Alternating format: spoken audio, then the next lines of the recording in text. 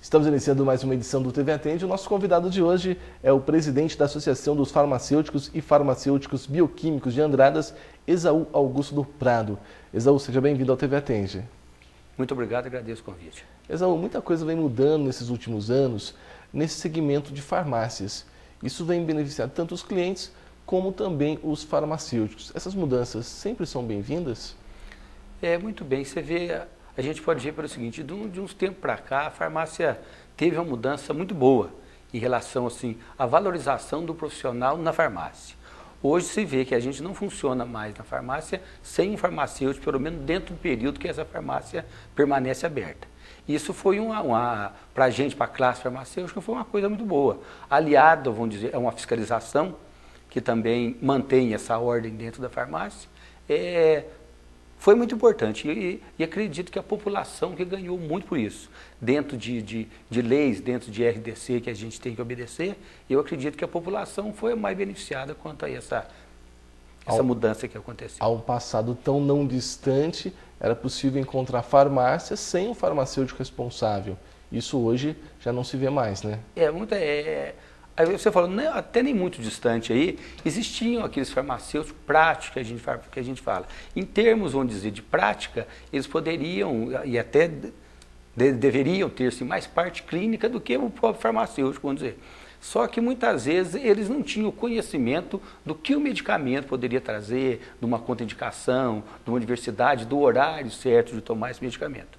Né? Então, isso aí que veio a contribuir muito com isso. Tanto os cursos hoje melhoraram muito, os cursos de farmácia melhorou, e aliado a isso, essa constante mudança que a gente vê de inovação técnica farmacológica, a gente precisa estar sempre, vamos dizer, dentro do mercado quanto à parte de novos medicamentos, para que assim, a população seja atendida.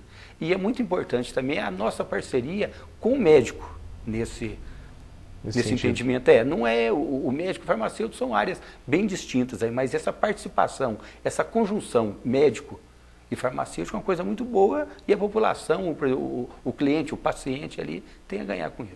Você citou atualização. É difícil um farmacêutico se manter atualizado hoje nas mudanças de medicamento, nos novos produtos que são oferecidos a cada dia?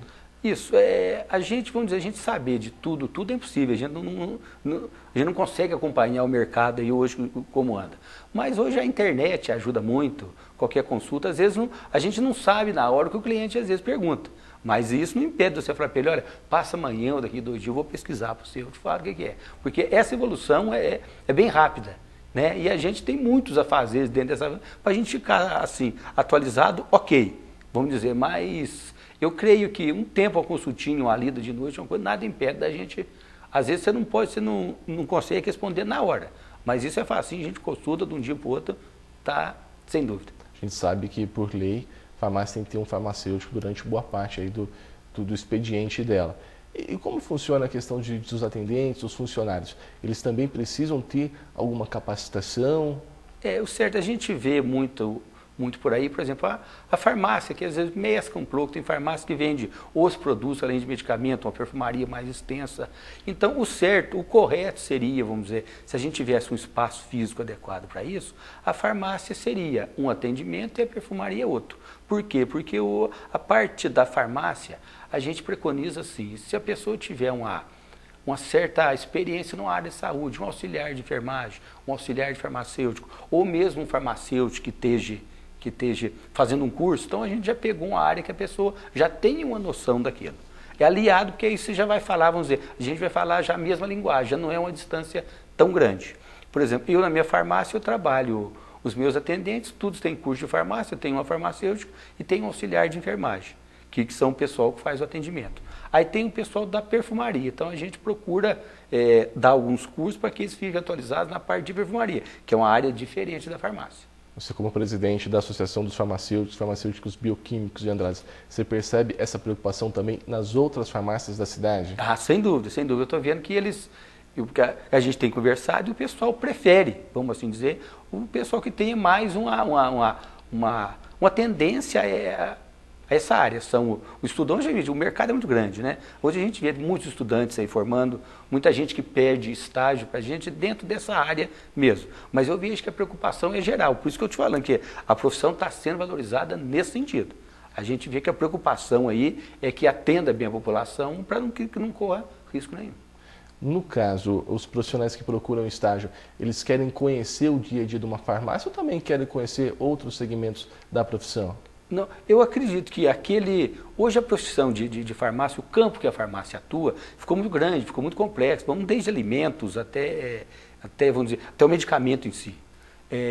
Então eu acredito que eles veem, assim, muita gente gosta da parte de laboratório clínico, que é a análise clínica. Outros já preferem a farmácia de medicamentos, que a gente chama de farmácia alopática. E outros medicamentos e outros profissionais já preferem a parte que a gente fala de manipulação. É um pouco diferente aliás, bem diferente da farmácia alopática.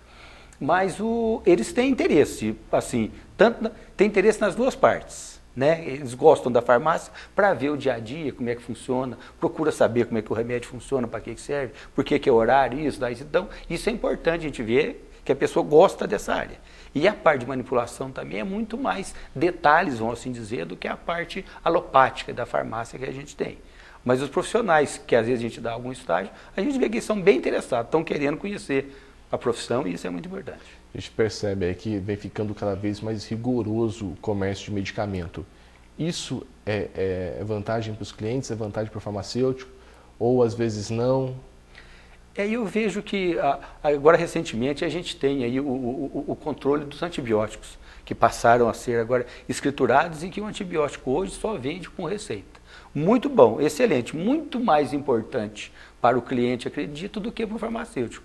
Porque quando não tinha a receita, quando não tinha essa obrigação da receita, muitas vezes você tentava contornar a situação, mas muitas vezes o cliente não entendia. Falava, não, eu já tomei esse remédio, eu precisava tomar, já tratei e deu certo. E muitas vezes não é isso. Hoje, o antibiótico precisa ter critérios, muito criteriosos para tomar, porque a gente vê dificuldades numa internação. O ambiente hospitalar é muito diferente do ambiente aqui fora, vamos dizer. Uma bactéria lá dentro que desenvolveu dentro do ambiente hospitalar é uma bactéria preocupante, porque ali passou muita gente com diversos tipos de doença, com diversos tipos de medicamentos tomados. E muitas vezes a pessoa tem mais liberdade com o farmacêutico do que com o próprio médico.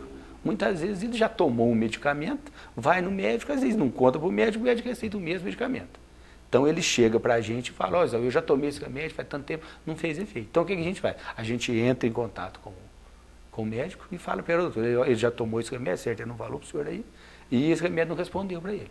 Então nós vamos ver o que está acontecendo. Muitas vezes o médico pede para o paciente voltar lá para ele analisar de novo a receita. Né? E isso é importante. Aí, o que eu friso bem é o seguinte, a pessoa não tomar esse medicamento e nem fazer o tratamento pela metade. Porque uma hora que ele precisar ter essa resposta, ele não vai conseguir. Então é muito importante essa parte do medicamento controlado. Ficou um pouco difícil para a gente, porque é um negócio mais de cultura, né? Então demora um tempo a pegar, mas a população, acredito que entendeu bem, que os maiores beneficiados realmente são eles. A população entende isso? Venda de medicamentos sob orientação médica. Existem medicamentos que têm lá suas tarjas, que só podem ser vendidos com receitas. A população tem essa consciência? Tem. Então, é muito importante, eu falo, a gente saber, ter esse diálogo, explicar a parte médica e explicar a parte farmacêutica. Mas muita gente tem entendido, realmente entende sim. Fala, olha, esse medicamento aqui só vende com receita. Eu não posso, se a senhora vier em outra oportunidade, a senhora vai ter que recorrer ao médico, num sistema público, num sistema particular, né? A senhora vai ter que vir para o médico fazer uma avaliação. A senhora não pode tomar isso aí indefinidamente.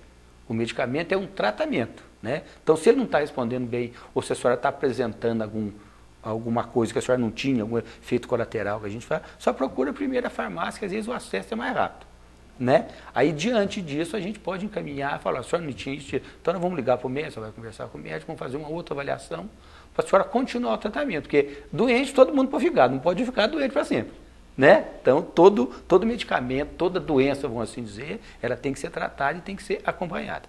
Existe uma preocupação por parte dos farmacêuticos em estar vendendo o produto e perceber que às vezes a pessoa pode estar criando resistência a outros medicamentos, tanto remédio que ela toma, e isso deixando a bactéria mais forte no seu organismo? Muito bem, isso acontece muito. É isso que eu falo. Às vezes a pessoa, numa simples tosse, ela resolve tomar, eu já tomei um antibiótico, eu vou tomar esse antibiótico. Não é bem assim, né? Então a gente precisa, por isso que precisa esse critério, essa avaliação médica, né? A avaliação médica é muito importante. E ele trazendo essa receita, a farmácia, então essa parceria médico e farmacêutico, isso é importante para a continuidade, para mostrar para ele quanto tempo que ele vai tomar. Muitas vezes a gente pede para o paciente, a maioria dos farmácias pede para o paciente retornar à farmácia, ou então ligar, ó, a senhora melhorou, não melhorou, que eu só senti alguma coisa, né? Porque a gente tem um canal direto com a Anvisa, a gente tem uma comunicação direta com a Anvisa quanto a, vamos dizer, a possíveis efeitos colaterais do medicamento. Você está tomando medicamento hoje, você não tinha nada. A partir de amanhã você começou a apresentar uma dor de cabeça, uma vertigem, uma dor de barriga, minha perna está doendo. Então é uma coisa que a gente vê para quê? Com o seu relato, com o relato de outros, isso vai somando, a gente manda isso aí para uma vigilância que a gente fala, dentro da vigilância sanitária. E isso aí vai ser analisado. Muitas vezes esse medicamento, dependendo das ocorrências, ele pode ser até tirado do mercado. Por quê? Porque o custo-benefício dele não está sendo relevante. Então isso é importante, né? Estar sempre relatando os efeitos colaterais. Muito bem. Então é importante que a pessoa chegue ao médico ou ao farmacêutico e diga, olha, eu tomei esse medicamento, senti isso. Aí nós vamos analisar. Nem sempre é o medicamento. Mas é importante a gente saber que a pessoa partiu ou teve aquilo a partir daquele medicamento. É uma coisa a ser estudada, a ser analisada, né? Para quê? Para que a própria indústria farmacêutica, com esse trabalho, possa melhorar o medicamento. Tá certo, Isaú. Eu agradeço a sua participação e até a próxima oportunidade. Muito obrigado. Agradeço o convite, novamente. Conversamos hoje no TV Atende com Isaú Augusto do Prado. Ele que é presidente da Associação dos Farmacêuticos e Farmacêuticos Bioquímicos de Andradas.